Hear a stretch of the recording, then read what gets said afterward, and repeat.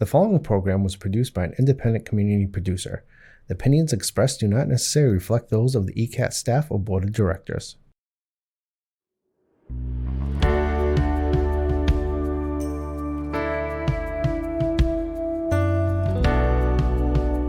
Giving a voice to the voiceless, pulling stories out of the shadows and putting them under the spotlight, making sure that each person is valued and cared for. This is Humanity First with Peter Evers, presented by BAMZ. Hi, everybody. This is Peter Evers with another edition of Humanity First. Today, we're going to talk about the big picture of immigration. We've talked in the past about what our communities can do to welcome people.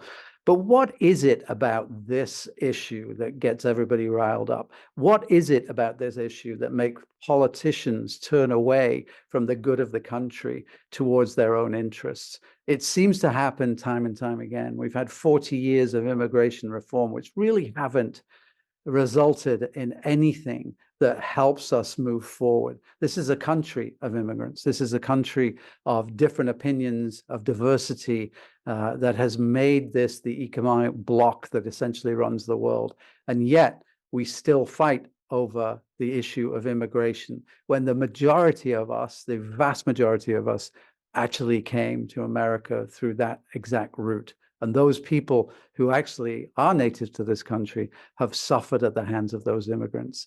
We're going to talk about that with Dean Spiliotes from Southern New Hampshire University, who's been on the show before, and he'll be with us when we get back for the second segment. So we'll be right back. Hi, I'm Jamie. I'm an essential worker here at BAMZ, and I'm a nurse.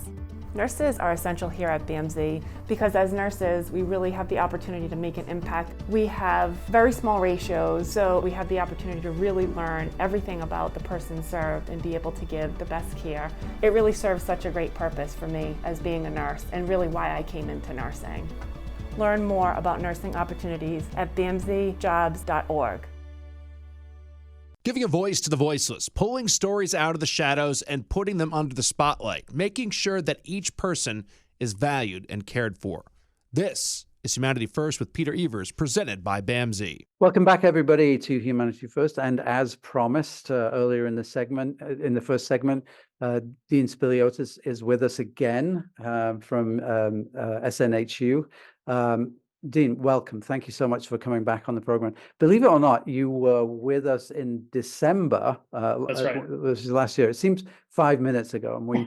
It's amazing. It's Time amazing. is just flying by. Yeah, and when you look about it, because I think we were talking about the election, about what was primary, going, the primary, and we've moved on from that. And it's, we seem to have got what nobody in America wanted, which was a rematch of the last time, which is, it continues to be one of those things which is a major head scratcher for me in terms of how did we get this? And I think I mentioned to you before when I first came to this country, my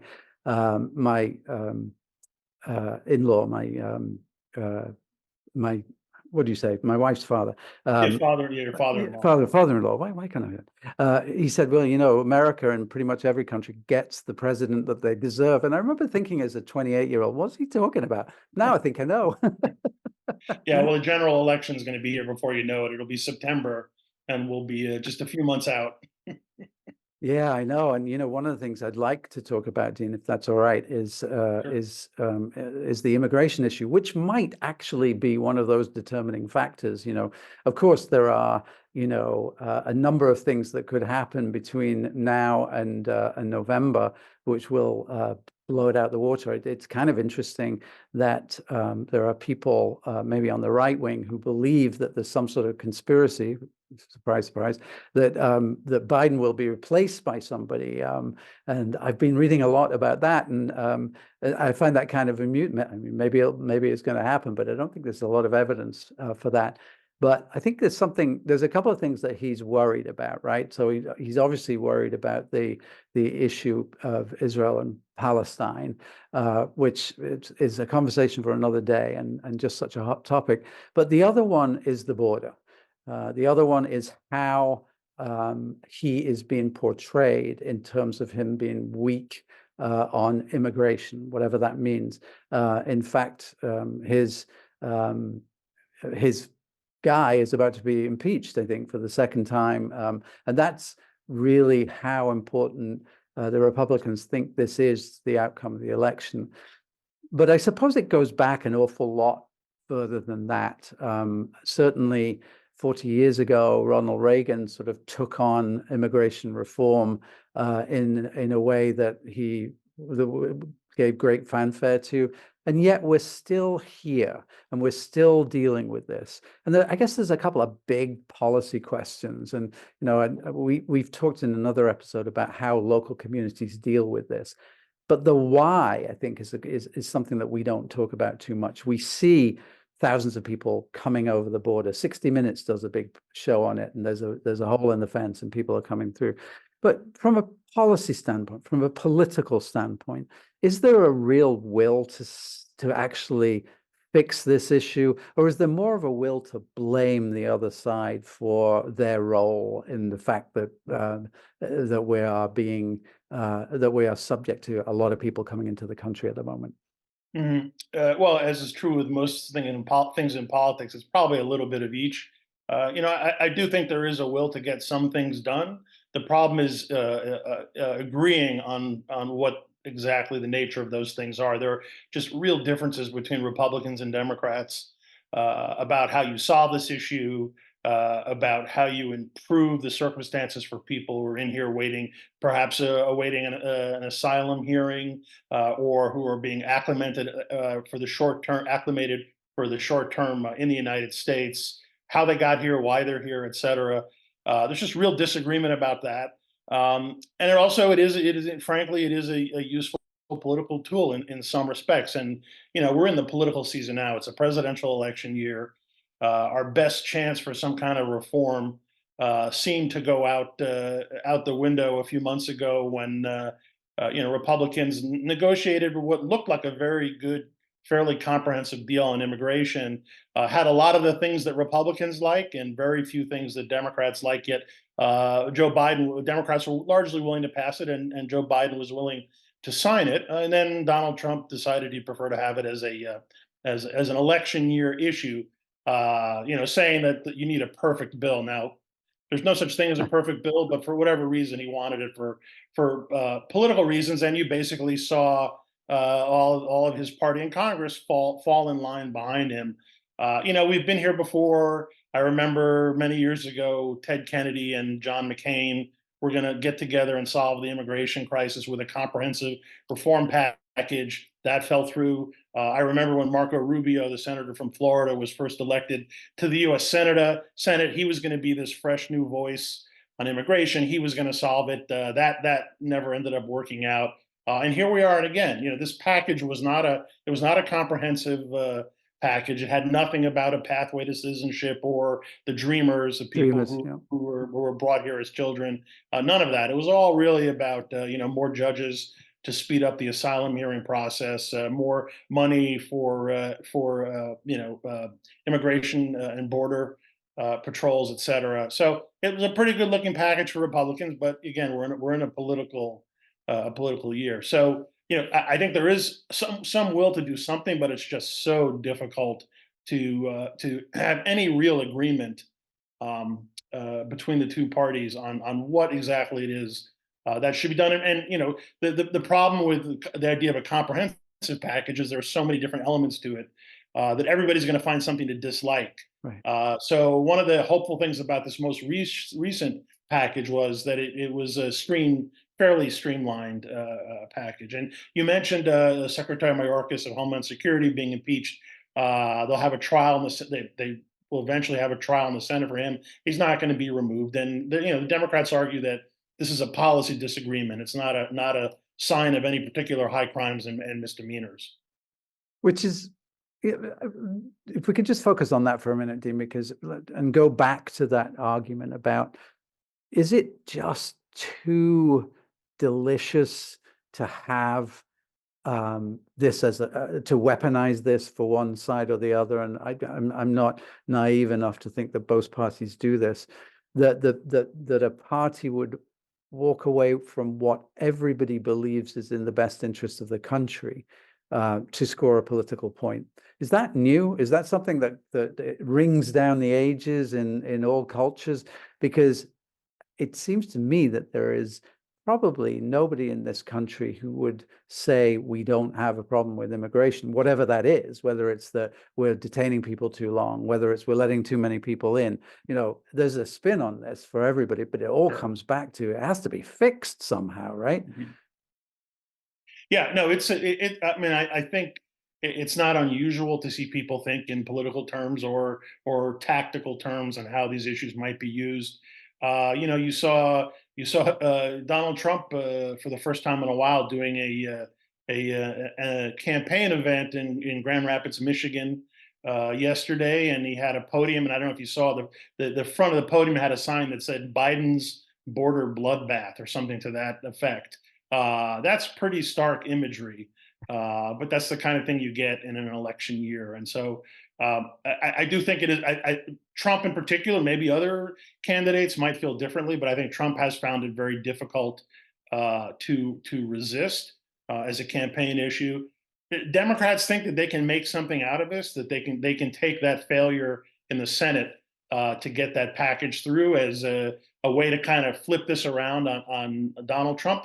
We'll see. It's just unclear. And in the meantime, Joe Biden's dealing with a lot of pressure from his left flank as well about sort of not leaning in too heavily on the enforcement aspect of things and keeping in mind that these are human beings with families and children who most, if not all, most or many are coming here seeking a better life for whatever reason, political persecution, a lack of economic opportunity in their home countries.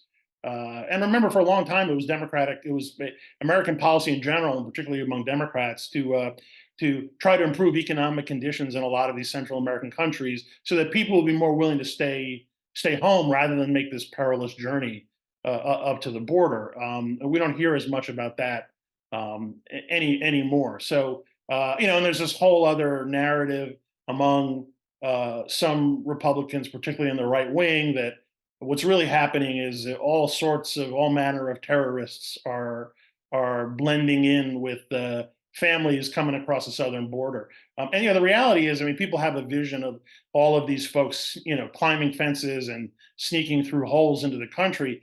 The vast majority of them are showing up, turning themselves in, and asking for political asylum, and then they're processed and they're released into the country and await their hearings. The problem is these hearings can take years to come around. So you're effectively being, for at least some medium term, whether it's 3 years or 5 years or 8 years, being released into the country. And then you have the whole issue of, should they be allowed to have work permits while they wait? Those kinds of things. Right, driver's license and that kind of thing. All that sort of stuff. There's so many issues. Yeah, when we talk about civility in politics, I think something that strikes me is that there seems to be a tendency nowadays from certain political folks to not really consider the humanity issue about this. And a good example of that would be, the separation of children from their parents at the border under the Trump administration. And, some of those stories, when you hear them, are absolutely heart-wrenching.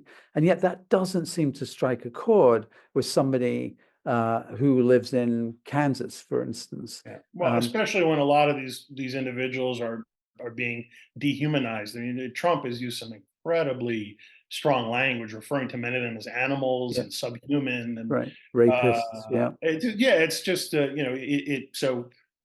somebody who is in the Midwest or wherever in the country who leans towards Trump, and they hear this stuff and they're like, well, I don't need to extend the same kind of dignity to them because, according to my candidate, they're animals, basically. Right. And yet, what interests me is that President Obama's unofficial nickname was the deporter in chief, right? And so deport a lot of people, yes. So why didn't that stick in terms of, is it a Republican thing that the Republicans are sort of proud of the fact that they're deporting people, but do Democrats not put that forward? But the reality is that there isn't much difference in the way that people ended up being sort of turned out of the country. Yeah, I mean, there's always certainly among Democrats, President Obama experienced this, You get a lot of pushback from the progressive wing of the party, who were very unhappy about the level of deportation. So you have to deal with that. But I mean, there's no way, there's no denying that at some level, the Biden administration kind of let this get out of hand a little, get out of hand initially, or at least has been kind of slow to deal with the volume, just the sheer volume of people coming up and asking for asylum or trying to get into the country in some way. Now, sure, it's politicized, and we already talked about all the ways in which Donald Trump is using it for political effect. But I think there's certainly blame to go around. Yeah. Well, even the fact that that Biden won galvanized hundreds of thousands of people, right? Thinking this will be different. This will be easier, or this, I have a pathway before a word was even said. So I think, I think, Well, communications are very hard to control. I mean, I've read a number of stories in recent years about how the message is kind of spreading in some of these countries that now is a good time to come to the U.S., even if there's no kind of empirical basis for that. That can have a tremendous impact on somebody in a small town, in Honduras or Guatemala, who's thinking of leaving. If right. they hear, oh, okay, Joe Biden's president now, this is a better time for me to come. That's right. And of course, you have to put into perspective of what you're leaving from. Are people running away from something, or they're running to something? And oftentimes they're running away from things. When you think about, gang activity in Guatemala, and you think about, the uncertain political situation, even in Mexico now, Yeah. people don't need much of a push to realize that there might be a better life and somewhere else. And taking a risk becomes easier when you're less and less comfortable in the situation that you're in. And that goes back, Dean, to what you said before. Democrats talked about investing in countries in Central America, so that and trying to stabilize their governments. Go back a couple of generations, and you get the Sandinistas, and you get the interference of the Reagan administration in terms of, one person's freedom fighter as another person's terrorist, and all of that. Do you think there's a legacy of that goes back to the 80s in those countries, and our relationship with them and our ability to have an effect on their economies?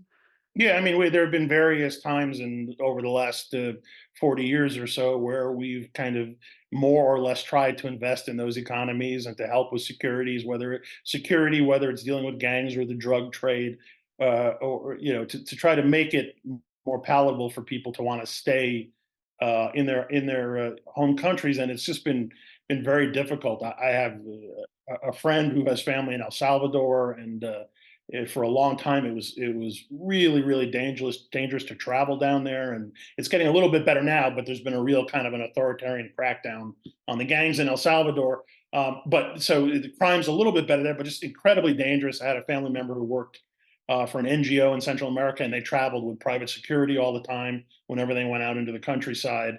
It's just a very dangerous place. Plus, there's not a lot of economic opportunity, and so and then I'm talking about Central America, but we also have the South America people coming up much further for the same kind of, a lot of political instability in South America, and economic issues as well. So yeah, I mean, this feels in some respects things are a little bit different, but there are these kind of through lines over the last 30 or 40 years in terms of economic opportunity, and then also the issue of personal safety.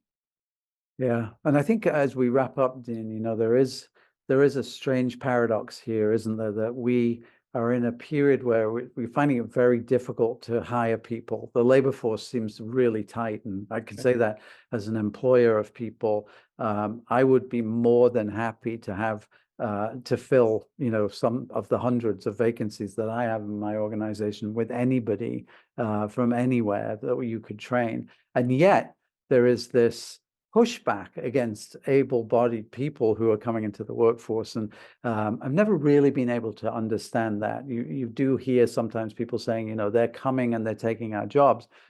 Not really, right? They're Right. coming and they're doing the jobs that perhaps longer-term American people don't really want.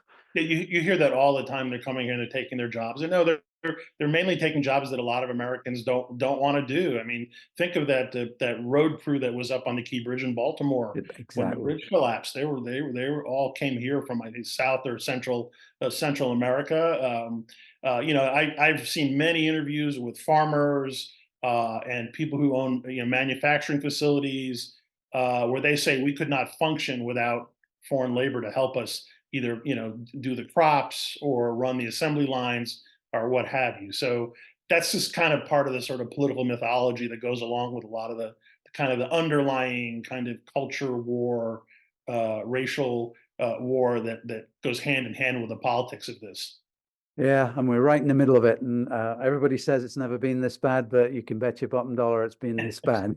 Still got a few more months to go before the election, so you give it time. Yeah, absolutely. Dean, thank you so much. Again, this was a wonderful conversation, and hopefully we can catch up again and see if they've fixed it in 6 months. No, I'm just kidding. Sure thing, Peter. My pleasure as always. Thank you very much. Take care. Bye-bye. Thank you. Bye-bye. Bye, everybody.